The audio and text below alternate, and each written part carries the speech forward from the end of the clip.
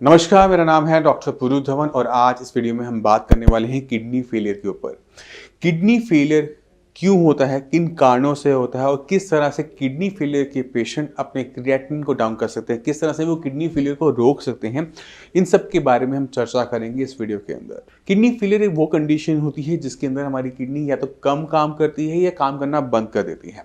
अब हमारे शरीर के अंदर जो किडनी का काम है वो बहुत इंपॉर्टेंट होता है। उसका काम होता है बॉडी में जितना भी वेस्ट मटेरियल बन रहा है उसको बॉडी से बाहर निकालना। अब सोचो कि अगर आपकी किडनी काम कम कर दे या बंद कर दे तो आपके शरीर में क्या देखने को मिलेगा कि जो गंदगी शरीर बना रहा है वो शरीर से बाहर नहीं जा पाएगी क्योंकि किडनी काम नहीं कर पा रही। अब वो गंदगी क्या होगी, इकट्ठी होगी। कहाँ इकट्ठी होगी? हमारे खून में इकट्ठी होगी। जब हमारे ब्लड के अंदर इम्प्योरिटीज बढ़ती हैं, क्रिएटिनिन बढ़ता है, यूरिया बढ़ता है, तब जाके हमें पता लगना शुरू होता है कि हमारी किडनी खराब होनी शुरू हो गई, जिसको आप KFT टेस्ट भी कहते हो। मगर समझने वाली बात यह है कि किडनी कभी भी अपने आप खराब नहीं हो सकती। हमेशा किसी भी चीज़ के लिए उसका पीछे कारण ज़रूर होता है। वो कारण अलग अलग हो सकता है। 80% केसेस के अंदर किडनी फेलियर के पीछे हमें कारण क्या देखने को मिलता है, या तो किडनी BP से खराब हो रही है या फिर शुगर से खराब हो रही है। इसके बाद और भी कारण होते हैं जिसकी वजह से किडनी खराब होती है, चाहे वो आपका नेफ्रोटिक सिंड्रोम रहा हो लॉन्ग स्टैंडिंग, या फिर रहा हो polycystic kidney, IgA nephropathy, lupus nephritis. ये सारे और कारण होते हैं जो कि अगले 20% के अंदर आते हैं। मगर 80% कारण क्या है? BP और शुगर का बढ़े रहना। और ये दो ऐसी चीज़ें हैं जिसे हम आराम से कंट्रोल कर सकते हैं। अगर हम नहीं करते फिर भी पेशेंट के अंदर क्रिएटिनिन लेवल बढ़ते चले जाते हैं। तो समझने वाली बात यह है कि किडनी फेलियर को कंट्रोल करना, क्रिएटिनिन को डाउन करना एक ईजी टास्क होता है, मगर उसे समझने की ज़रूरत होती है। वो डिफिकल्ट हो सकता है। अब चलते हैं कि किडनी जब खराब हो रही होती है तो क्या क्या कॉम्प्लिकेशन हमें देखने को मिलती है। अक्सर किडनी फेलियर को साइलेंट किलर कहा जाता है क्योंकि ये आपकी बॉडी में हो रही होती है, हमें कोई सिम्टम नज़र नहीं आ रहे होते। पेशेंट को बहुत लेट पता लगता है कि मेरी किडनी खराब हो रही है।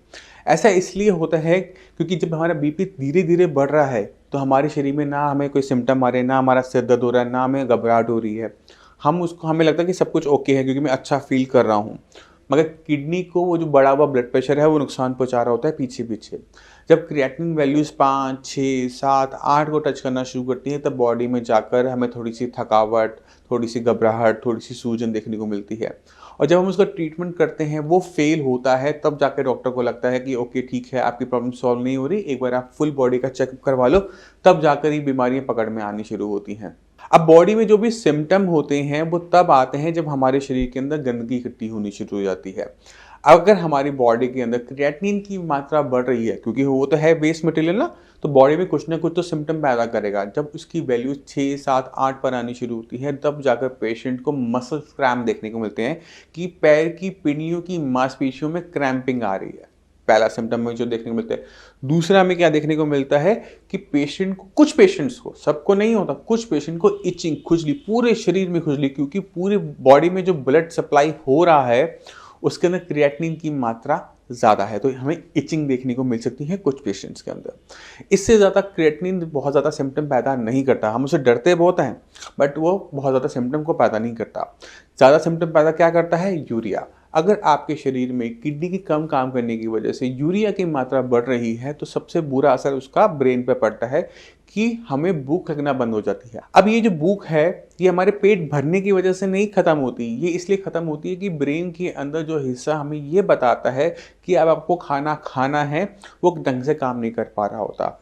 तो पेशेंट की भूख धीरे धीरे कम होनी शुरू होती है। पेशेंट के सामने खाना आता है, पेशेंट को उबकाइयाँ आनी शुरू होती है कि मैं ये खाना नहीं खा सकता, मेरा पेट भरा हुआ है, क्योंकि उसको लगता है कि उसका पेट सच्ची में भरा हुआ है जबकि वो खाली होता है। ये इसलिए क्योंकि यूरिया एक जो है नाइट्रोजनस वेस्ट मटेरियल है, ये हमारे ब्रेन पे बहुत बुरा असर डालता है। अब जब यूरिया और क्रिएटिनिन हमारे शरीर में बहुत ज़्यादा इकट्ठे होते हैं तो ये हमारे शरीर में थकावट को पैदा करना शुरू करते हैं। और ऐसी थकावट हमारे शरीर में पैदा होती है कि हम कोई भी मल्टीविटामिन भी ले लेना तो भी उसमें बहुत ज़्यादा चेंजेस हमें देखने को नहीं मिलते। तो थकावट एक बड़ा सिम्टम होता है किडनी फेलियर के अंदर। अब किडनी का हमारी बॉडी में काम सिर्फ खून को साफ करके गंदगी को बाहर निकालने वाला नहीं है कि वो क्रिएटिनिन को निकाले, यूरिया को निकाले, सिर्फ इतना काम नहीं करती। किडनी के और भी बड़े काम होते हैं। किडनी हमारे शरीर के अंदर खून को बनाने में हमारी हेल्प करती है। अब हमारे शरीर में सब कुछ, सारा मटेरियल है, प्रोटीन भी है, आयरन भी है, फॉलिक एसिड भी है, B12 भी है, बट किडनी काम पूरा नहीं कर पा रही, वो एरिथ्रोपोइटिन को पैदा नहीं कर पा रही, तो क्या होगा कि जो सामान घर में पड़ा हुआ है, हमारी बॉडी के अंदर पड़ा हुआ है, वो ढंग से मिलकर खून नहीं बना पाएगा, तो पेशेंट के अंदर एनीमिया देखने को मिलता है। और जब किसी के शरीर में एनीमिया हो, खून की कमी हो, तो सांस फूलने वाली में दिक्कत देखने को मिलती है कि पेशेंट 4 कदम चलता है और सांस फूलनी शुरू कर देती है ना। और जब ये दिक्कत है, खून की कमी है, तो थकावट फिर हमें देखने को मिलेगी। तो ये सारे सिम्टम हमें तब देखने को मिलते हैं जब किडनी का काफ़ी अच्छा नुकसान हो चुका होता है। अब सवाल ये उठता है कि इतनी सारे सिम्टम हमारे शरीर में आ रहे हैं, यूरिया बढ़ रहा है, क्रिएटिनिन बढ़ रहा है, पोटेशियम बढ़ रहा है, इसका हल क्या है, किस तरह से हम किडनी फेलियर को रोक सकते हैं। तो किडनी फेलियर को एक सेल्फ प्रोग्रेसिव डिसऑर्डर माना जाता है, एक ऐसी बीमारी जिसके अंदर आपको हो गई, शुरुआत हो गई, 1% भी किडनी खराब हो गई तो वो 100% खराब होगी रहती है, चाहे आप दवाई खाओ या ना खाओ, इसको इस तरह से माना जाता है। मगर एक्सेप्शंस हर जगह होते हैं, आपको ऐसे केसेस देखने को मिलेंगे जहां पे अच्छा रिवर्सल भी होता है। इसके लिए आपको समझना पड़ेगा किडनी के स्ट्रक्चर को, कि किडनी के पास खूबी क्या है। अब अगर हम अपने शरीर के बारे में बात करें, शरीर के अंगों के बारे में बात करें, तो हर एक शरीर की खूबी है, एक अंग की खूबी है। वो खूबी कैसे, जैसे लीवर है, अगर आपके लीवर को किसी टाइप का डैमेज है कि आप अल्कोहल ज़्यादा लेते हो, डैमेज हो जाता है, तो काफ़ी हद तक वो अपने आप को रीजनरेट कर लेता है और आपकी कंडीशन रिवर्स बैक हो जाती है ना। मगर उसके पास रीजनरेट करने की पावर है तब। इसी तरह से हमारी जो किडनी है, उसके पास पावर होती है अपने फंक्शंस को बढ़ा लेने की। अब सवाल उठता है कि मैं सही कह रहा हूँ, गलत कह रहा हूँ, ऐसा एक सवाल आपके माइंड में आ रहा होगा। अब आप इमेजिन करो कि आपकी किडनी को डैमेज हुआ है, स्टोन की वजह से पस पड़ गई, या फिर एक्सीडेंट हुआ था, कोई चीज़ अंदर घुस गई और आपकी किडनी डैमेज। अब एक किडनी होने के बावजूद मैक्सिमम लोगों के अंदर क्रिएटिनिन लेवल्स, यूरिया लेवल्स नहीं बढ़ते। अब सोचने वाली बात यह है कि ऐसा कैसे हो सकता है कि पहले 2 किडनी काम कर रही थी, अब 1 किडनी काम कर रही है, तो किडनी के फंक्शंस हाफ हो जाते हैं, तो क्रिएटिनिन यूरिया को बढ़ना चाहिए था, है ना, नेचुरल तरीके से बढ़ना चाहिए था मैथमेटिकली, बट ऐसा होता नहीं है। क्यों नहीं होता? क्योंकि किडनी अगर एक भी होती है तो भी वो अपने फंक्शंस को बढ़ाकर ब्लड को अच्छी तरीके से साफ कर देती है, क्रिएटिनिन को निकाल देती है, यूरिया को निकाल देती है। यानी उसकी खूबी है क्या, अपने फंक्शंस को बढ़ा लेने की। अब इमेजिन करो एक किडनी फेलियर पेशेंट श्रेयास में आता है अपने ट्रीटमेंट के लिए, वो कहता है कि मेरा क्रिएटिनिन लेवल 6 है। 6 का मतलब ये होता है कि किडनी का 80% काम ना करना, 20% एक हिस्सा है जो अभी काम कर रहा है, थोड़ा बहुत काम कर रहा है और छोटे मोटे सिम्टम पेशेंट के अंदर आ रहे हैं। अगर मैं इस 20% जो किडनी बची हुई है उसके फंक्शंस को बढ़ा के 40% कर दूं, तो क्या होगा? क्रिएटिनिन डाउन होगा। बिल्कुल सही सोचा आपने, क्रिएटिनिन डाउन होगा। यही काम हमने करना होता है हर किडनी फेलियर पेशेंट के अंदर। आपका क्रिएटिनिन की वैल्यू कुछ भी हो सकती है, 2, 3, 4, 5। तो जब भी आपका क्रिएटिनिन की वैल्यू बढ़नी शुरू होती है तो सबसे पहला काम किसी डॉक्टर को क्या करना होता है कि इस क्रिएटिनिन की बढ़ने की, क्रिएटिनिन जो 2 से 3, 3 से 4 बढ़ता जा रहा है, उसे रोकना होता है। क्योंकि अगर वो एक बार रुक गया तो जो चीज़ हमारे पास सही है बची रहेगी। तो हमने उसकी प्रोग्रेसिवनेस को रोकना है और उसके लिए हमें थोड़ा सा जाना पड़ता है और गहराई में। किडनी जब हमारी खराब हुई थी तो उसके पीछे कारण क्या बताए थे मैंने आपको? BP, sugar, IgA nephropathy, polycystic kidney, ये इसकी जड़ है। अगर इस जड़ को निकाल दे तो जो किडनी मेरे पास 20% है उसे नुकसान होगा या नहीं होगा? नहीं होगा, वो बच जाएगी। तो हमने पहला काम क्या करना है? बीमारी की जड़ को आइडेंटिफाई कर उसको निकाल देना है। तो अगर आपकी किडनी बीपी से खराब हो रही है तो बीपी पे काम करो, बीपी को नॉर्मल वैल्यू से रखो, थोड़ा सा नीचे रख लो, थोड़ा सा ऊपर मत रखो। शुगर अगर आपकी हाई है, शुगर से आपकी किडनी खराब हो रही है तो शुगर को थोड़ा सा लो रखो, लो मत रखो, उसे नॉर्मल रेंज के अंदर रखो, हाई मत जाने दो, है ना। तो हमारा जो बीपी है वो होता है 120/80 mmHg एक नॉर्मल इंसान के लिए।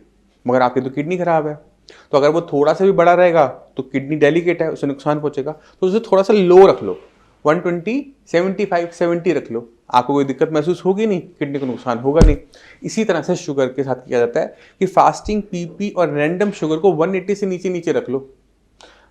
तीनों टाइम की शुगर, किसी भी टाइम शुगर अगर आपकी 180 को क्रॉस नहीं करती तो क्या आपकी किडनी को नुकसान नहीं देखने को मिलेगा। जो नुकसान हो गया, मगर और नुकसान ना होना बहुत इंपॉर्टेंट होता है। एक बार अगर आप इन 2 चीज़ों पे, मेन चीज़ों पे काम कर लेते हो, क्योंकि ये आसान है, मेडिसिन से, इंसुलिन से बहुत आराम से हैंडल हो जाती हैं। बाकी बीमारियों के बारे में हम आगे बात करेंगे कि उन पे कैसे काम किया जाता है, बट अभी इन दो को हम लेके चलेंगे। अगर हमने इन दो को कंट्रोल में कर लिया तो मेरा जो किडनी का हिस्सा जो हेल्दी है वो बचा रह जाएगा। अब हमें काम करना होता है कि किस तरह से हम किडनी के फंक्शंस को बढ़ाएं, किडनी की काम करने की क्षमता को बढ़ाएं, क्योंकि किडनी की काम करने की क्षमता बढ़ेगी तो किडनी का काम क्या है, क्रिएटिनिन को निकालना, यूरिया को शरीर से बाहर निकालना, तो वो भी बढ़ेगा। तो हमारे ब्लड में जो क्रिएटिनिन और यूरिया इकट्ठा हुआ है वो डाउन होना शुरू हो जाएगा। तो माना आपकी किडनी का अंदर हिस्सा 20% बचा हुआ है, अगर उस पर हम काम करते हैं तो 40% तक उसके फंक्शंस को बढ़ाया जा सकता है। और 40% का फायदा क्या होगा कि जो क्रिएटिनिन लेवल आपका 6 बना हुआ है वो 3 तक आ जाएगा, 4 तक आ जाएगा, बट वो पहले से डाउन होगा। अब जब वो 3 और 4 पर आ गया किडनी फंक्शन बढ़ने के बाद, उसको बस वहाँ पे मेंटेन करना होता है। अब ये सुनने में बहुत आसान लगता है कि मेंटेन ही तो करना है, बट इतना आसान काम नहीं होता। इसके लिए हमें रेगुलर काम करते रहना पड़ता है, ना सिर्फ बीपी पे, शुगर पे, बाकी बॉडी के फंक्शंस पे काम करना, क्योंकि बीमारी की का नेचर क्या है, अपने आप बढ़ना। हमने उसको रिवर्स कर रखा है, रोक रखा है दवाइयों से। तो वो जो हमने पकड़ बना रखी है बीमारी के ऊपर, उस पर बनाए रखना, जो डाइट में बदलाव कर रखे हैं उनको बनाए रखना। अगर हम सारी चीज़ों पे, डाइट पे, मेडिसिन पे, बीपी शुगर पे कंट्रोल तरीके से काम करते रहते हैं, अपनी बीमारी को गहराई से समझ जाते हैं और उस पर काम करते रहते हैं, तो लंबे टाइम तक हम डायलिसिस और ट्रांसप्लांट जैसी चीज़ों से बहुत आराम से बच जाते हैं। ना सिर्फ हमारी कॉम्प्लिकेशंस ख़त्म होती है, किडनी फंक्शन सुधरते हैं, हमारी बॉडी हेल्दी बनी रहती है। अब मैं चाहता हूँ कि आप कुछ किडनी फेलियर के पेशेंट से मिलें, उनकी इंटरव्यूज़ देखें, उनकी रिपोर्ट्स देखें। अभी हमारे साथ एक पेशेंट मौजूद है जो कि किडनी की ही पेशेंट है, जो कि एक बच्ची है। सबसे पहले तो आपका नाम बताइएगा। शीतल, आप कहाँ से? पलवल से। पलवल। तो अभी जो है इनके मामा जी भी हमारे साथ जुड़े हुए हैं। तो सर, आप लोग कहाँ से आए हैं फिलहाल? पलवल में गांव से आए हैं, गुदराना गांव से। अच्छा अच्छा। तो क्या प्रॉब्लम थी इनको? मैम इसको प्रॉब्लम थी, किडनी की प्रॉब्लम थी इसको। मतलब स्टार्टिंग में इसको किडनी की प्रॉब्लम ऐसे ही, इसको प्रोटीन लॉस हुआ था, तब हमें इसको मालूम हुआ कि इसके किडनी की दिक्कत है। अच्छा। तो इससे पहले भी आप कहीं कहीं गए होंगे, कहाँ गए? मैम हमने आगरा भी दिखा चुके हैं, हम एम्स में भी दिखा चुके हैं और जयपुर भी दिखा चुके हैं इसको। और हमने इसको आगरा दिखाया था, तो वहाँ पे हमने इसको भर्ती किया था। मतलब इसको प्रॉब्लम 1 साल हो गई इसको, अच्छा। किडनी की प्रॉब्लम को। तो वहाँ पे इसकी 4-5 बार डायलिसिस भी हो गई थी। तब किडनी की प्रॉब्लम हुई, तब इसका जो क्रिएटिनिन लेवल था वो 13 था। अच्छा। तो फिर डायलिसिस 3-4 बार हुई थी, तो इसका क्रिएटिनिन लेवल 1.5 के करीब आ गया था। तो इसकी दवाएं चलती रही, फिर कुछ दिन दवा चलने के बाद फिर उसको प्रॉब्लम क्रिएट होने लगी। अच्छा। तो फिर हमने सोचा कि अब एलोपैथिक में तो होगा नहीं, फिर हमने आयुर्वेदिक की तरफ गए। तो हमने फिर यूट्यूब पे देखा था धवन जी के बारे में, तब हम यहाँ पे आए थे। यूट्यूब के माध्यम से ही आपको पता चला। तो फिलहाल अभी ये कितने साल? 15 साल की है। एक 15 साल की बच्ची या लड़की या जैसे भी कहें आप, उन्हें किडनी की प्रॉब्लम है और इसमें कितनी ज़्यादा दिक्कत झेलनी पड़ती है आप इस बच्ची के मुंह से ही जान लेते हैं। बच्चे, इससे पहले आपको कोई पेन वगैरह भी कैसे कुछ फील होता था इससे? तो आप जब यहाँ आए तो कैसा लगा? यहाँ पे डॉक्टर साहब ने कैसे कैसे ट्रीट किया? क्या बोला था उस वक्त में आपको? क्या बोला था सर? डॉक्टर साहब ने ये बोला था कि मतलब इसको किडनी के अलावा इसको थोड़ी यूरिन की भी समस्या है, यूरोलॉजी की भी समस्या है। तो सर ने बोला था कि हम इसको 15 दिन की दवा देते हैं, अगर हम फायदा होता तो हम आगे ट्रीटमेंट चलाएंगे, नहीं तो बंद कर देंगे। अच्छा। तो आफ्टर 15 दिन ट्रीटमेंट लेने के बाद इसका जो क्रिएटिनिन लेवल था 4.59 था। तो आफ्टर 15 दिन के बाद दवा लेने के बाद इनका क्रिएटिनिन लेवल आ गया था 1.91। तो हमें इम्प्रूवमेंट लगा, तो सर ने फिर 1 महीने की दवा और दी। फिर 1 महीने की दवा देने के बाद इसका फाइनल जो क्रिएटिनिन लेवल है वो 1.61 है। मतलब बहुत आराम है इसको। पहले पेट में भी दर्द रहता था, मतलब प्रोटीन लॉस भी होता था, अब उसमें बहुत फायदा है इसको। अब इम्प्रूवमेंट है। तो जहाँ पहले गए थे जिन डॉक्टर्स के पास में, उन डॉक्टर्स का क्या कहना था इनके बारे में? उन डॉक्टर्स का ये कहना था कि मतलब इसका एलोपैथिक में मतलब कोई इलाज है ही नहीं, मतलब इसकी मतलब जीवन भर दवाई चलती रहेंगी, उन्होंने ये कहा था। चलिए, तो ये तो बहुत अच्छी बात है कि फिलहाल इम्प्रूवमेंट दिख रही है। तो इन पेशेंट से बात करके मेरे को जो बात पता चली है वो ये भी है कि 45 डेज के अंडर में इस बच्ची का जो क्रिएटिनिन लेवल था वो था 4.59 और अब इसका जो क्रेटिनाइन लेवल है वह 1.6 पहुंच चुका है। तो ये एक खुद में ही बहुत बड़ा अचीवमेंट है किसी इंसान को ठीक करने के लिए। और नेशनल खबर की टीम जो है आपके साथ ऐसे और पेशेंट्स को साझा करती रहेगी जो इम्प्रूव होते जा रहे हैं, जिससे कि आपको भी एक सटीक जानकारी मिल सके कि आप अगर यहाँ आते हैं तो यहाँ पर आप कितने प्रतिशत ठीक हो सकते हैं या फिर कितने प्रतिशत आप इम्प्रूव हो सकते हैं। तो आपको कुछ चीज़ें समझ में अब आने लग गई होंगी कि किडनी फेलियर कंडीशन कैसे है और किस तरह से हम क्रेटिनिन और यूरिया को कंट्रोल कर सकते हैं। अब मैं चाहता हूं कि आप आज रात पूरी की पूरी इस चैनल पे जितनी भी वीडियोस हैं एक एक वीडियोस को पूरा का पूरा देखें। डाइट क्या है, कौन सी एक्सरसाइज करनी होती है, किस तरह से हमने बीपी शुगर को कंट्रोल कर रखना ज़रूरी है। बहुत सारी बात ऐसा होगा कि आपको चीज़ें रिपीट लग रही होंगी, मगर आप धीरे धीरे इन रिपीटेशन से, उन्हीं बातों को बार बार सुनने से आप काफ़ी कुछ समझ जाएंगे, क्योंकि वो चीज़ें इंपॉर्टेंट है और आपका उसे बार बार बताने का मतलब ये है कि आप उसे याद में रखें। तो मैं उम्मीद करता हूँ इस वीडियो से आप किडनी फेलियर को कुछ हद तक समझ गए होंगे और बाकी वीडियोस को देखकर आप किडनी फेलियर को और गहराई से समझ जाएंगे।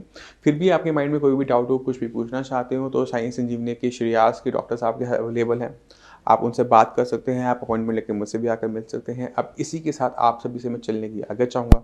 मिलते हैं अगली वीडियो में, तब तक के लिए नमस्कार।